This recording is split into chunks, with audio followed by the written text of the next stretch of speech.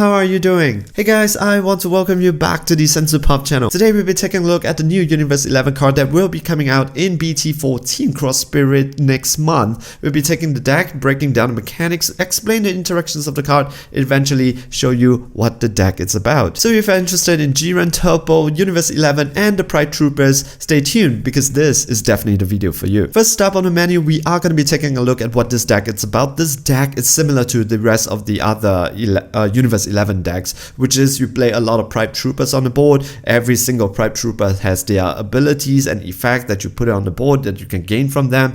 At the same time, in the background, you have Jiren slowly taking his time, and eventually he becomes the boss monster that's impossible to take care of, and this deck is exactly the same. Except this time around there is going to be a little bit of caveat because the evolution of Jiren from the little boy Jiren to the big boss monster, it's not going to happen during your turn. It's going to happen during your opponent's turn. You heard me correctly. So with Spirit Boost 1, which is the new mechanics that has been introduced for the next block for BT14 onwards, which you take a marker from your Unison to do this Spirit Boost thing, you are able to evolve your Jiren during your opponent's turn. And all this Jiren that you are evolving, right, it's able to help you to do something defensively, either minusing power from your opponent's battle card or give your leader a power boost during your turn. That is going to be very good, and combined with your leader, you are able to get a permanent 5k every time you evolve during your turn. Limit 2, that means technically your Jiren can actually go up to 25k during your opponent's turn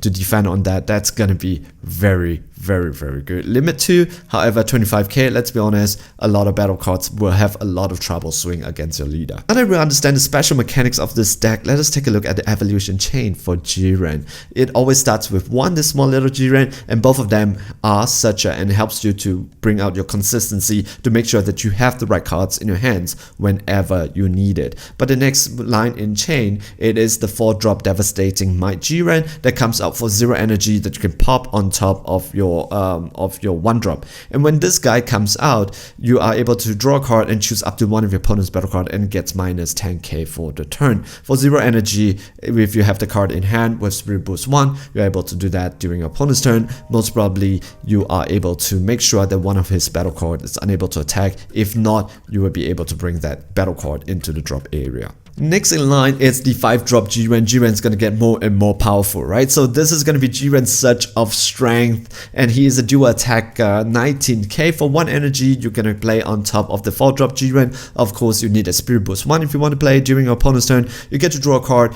and your leader gets an extra 1k for the duration of the turn. 1k might not sound much during an attack, but 1k means a lot during defensive phase, because if your leader is 15k, your opponent has to, and you get the extra 1k, your opponent has to swing at least with 20 just to make sure that they get the damage in without you comboing.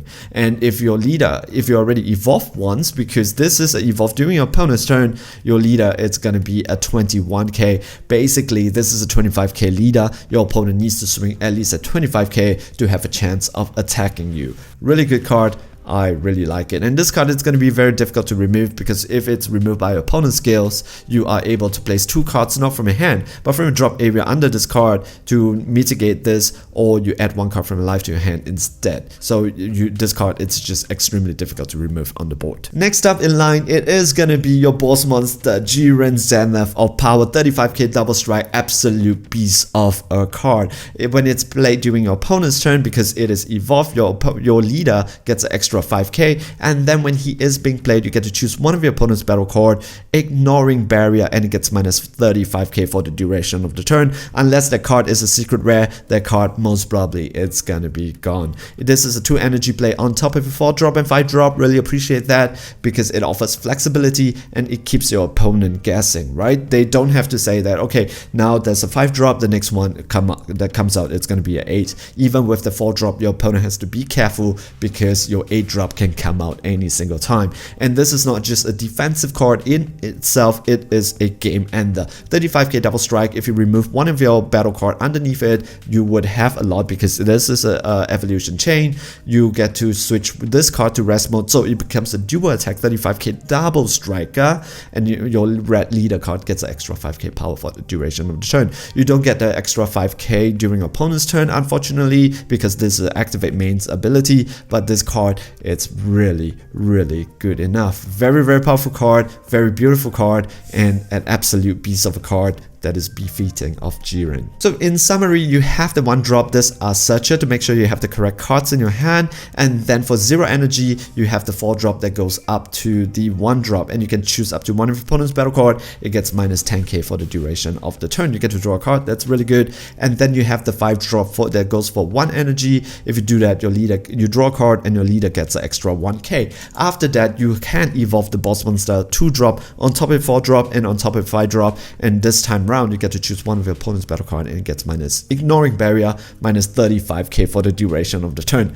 And then you get your boss ender over there. 3 energy, quite a couple of cards to get there, but I think this deck is consistent enough. There is another way to go through to your boss monster. However, this is going to be a promo. Let me introduce you to the next Jiren 5-drop. This 5-drop can go on top of your 1-drop just for no energy. So with this chain over here, because it is a promo, you can do it at 2 energy.